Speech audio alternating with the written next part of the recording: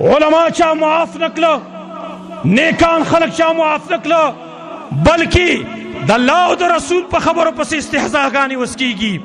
شاعران بلے گیائی سوشل میڈیا بانے خپل پیش مخ کی بوتل غواړي او واغی باندې پیسې حاصلول غواړي، نو په علماء پسې شروع شي، شاعران پسې به شروع شي، په علماء پسې به لګېدلي. بله ورځ مې پرون غالبا د یو کس شعرونه مې اورېدل، چا ماته ویډیو راولېږله، زه ډېر زیات خفه شوم چې دا جنت او دا جهنم دی خلکو ته ګپ ښکاره شوی دی، دا علما خلکو ته اوس پخ ښکاره شوي دي، په حورو پسې لګیا دی، نعوذ بالله تعالی من ذلک، په حورو باندې لګیا دی.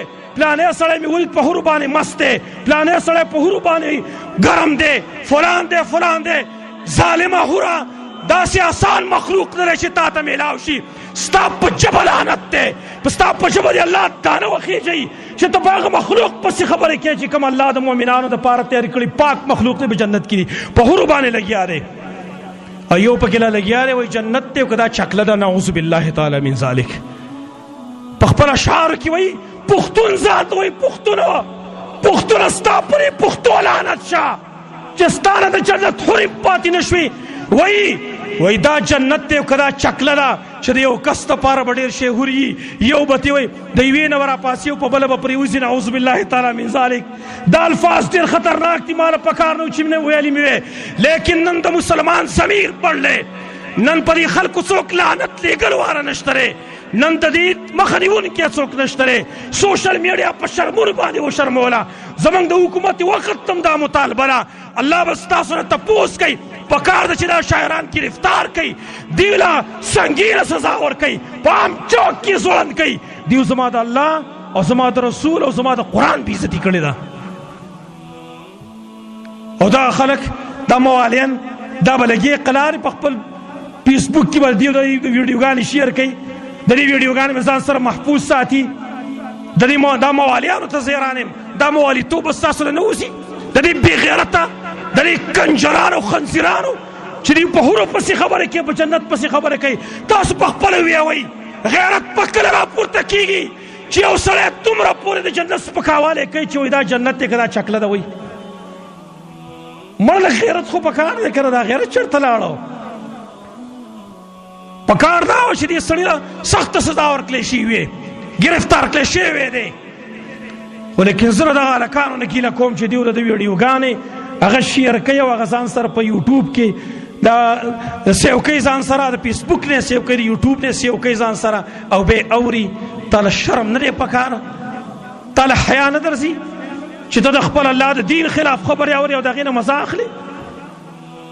شاعران چې کوم دي هغې چې کم ګن کې مبتلا دي، ټیک ده، زه ټول شاعران نه یادوم، اسلامي شاعران ډېر ښه خلک دي، هغې جوابونه هم کوي الحمدلله. خو دا بعضې شاعران پکار دا و چې یو کس نه یو کس چې مسلمان ځان ته و چې پکار و چې د دې شاعر نه ویډیو شیر کولی، نه یې دته څه لایک کولی، نه یې پې څه کمنټ کولی، پکار چې بلکل یې ډیلیټ کولی، اډو له سري بوله دغه پیج نه وتلی، دغه پیج یې جوین کولی سري بوده نه. دا پیغام موږ چا ته ورسوو؟ دا پیغام به څوک واوري زمونږه؟ نن د سړي زړه راوپړسېږي، سړی ځان له ځای کې کښېني، د سر ته لاس ونیسي، یا الله دا خلک په کومه لار روان دی؟ ګناه کې ځان نه ګناه کوه.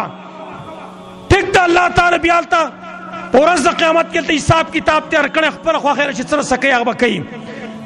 لیکن ستا کار سره د حورو سره، حورو تا ته ویلي څه دي؟ حور کم نقصان تا ته رسولی دی؟ حور ستا نه خبر دي؟ ظالمه چې ته لګیا په حورو پسې، او بیا داسې بېهوده الفاظ د خولې نه راوباسې ته.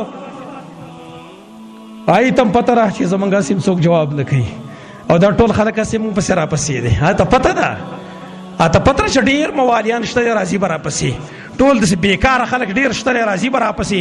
د ملک د دلګانو ډک دی، مونږ پسې را روان دی، هېڅ پروا نشته، خپل ویډیو به شیر کوه. هغه ته پته ده ځکه دا کار کوي، ورلکه په دې مسلمانانو کې غیرت ایماني موجود دی، د مجال نشو کېدلی، د کې جرأت نشو راتللی چې دی را لګېدلی او د ویډیو دا شیر کړی ویډیو وایرل کړي وی. سوال نه پیدا کېده، لیکن هغې ته زموږ د ایمان پته لګېدلې ده. زما ورونو عرض مې دا و چې راځئ خپل ژبې کنټرول کوي، شاعران ته تاسو خپل ژبه کنټرول کړئ، علما ته تاسو خپل ژبه کنټرول کړئ، عام سیاسي خلکو ته تاسو خپل ژبه کنټرول کړئ. د بل مسلمان غیبت کول په جبه آسان دي، لیکن عاقبت ډېر خطرناک دی. ګورئ دغه عاقبت تاسو واورئ د ټولو خپل نیکي بل ته لیږلي. یو څو نیکۍ نه موږ کړي، موږ څه خو پاتې هم لري، یو مونځ را څه پاتې دی، یو مونځ نور څه نشته، یو مونځ را څه پاتې دی، هغه مونځ موږ بل ته لیږو په غیبتونو باندې. زما ورونو عاصم به دا کوو که نه انشاءالله. کوم خلک چې راغلي دي مسجد ته او زما څوک اواز اوري، دا وعده به کوو نن انشاءالله. صحیح ده، دا وعده به کوو چې نن نه پس به ګورئ غیبت نه کوو انشاءالله. په دې به خفه کېږم نه چې غیبت کله یو کس کاوه ته چې لکه غیبت به نه کوو، وی جزاک الله خیرا خره چې ماته دې رعایت لوي. دا به هم کوو انشاءالله که نه. خو مصیبت دا ده چې دا خو هغسې خبره وکړه، خو کله په مجلس کې ناست و چاته ویل چې لکه غیبت مه کوه، پرېږده سړی ته راته سر شیخ سوټه یې له ځانه جوړه کړې ده. داسې ویو که نه ویو؟ دا خبرې به نه کوو انشاءالله. صحیح ده، دا عزم به کوو. نه ورکوم خپلې نیکۍ، څه آسان شی دی، نه ورکوم خپلې نیکۍ، بل ولې ورکوم خپلې نیکۍ؟ نو انشاءالله تعالی تاسو ګورئ چې معاشره به څومره مزهداره کېږي، بدګمانۍ به ختمي، مینه محبت به قایمي. الله رب العالمین دې موږ داسې مؤمنان جوړ کړي چې د بل صفتونه کو، د بل غیبتونه چېرته ونه کړو.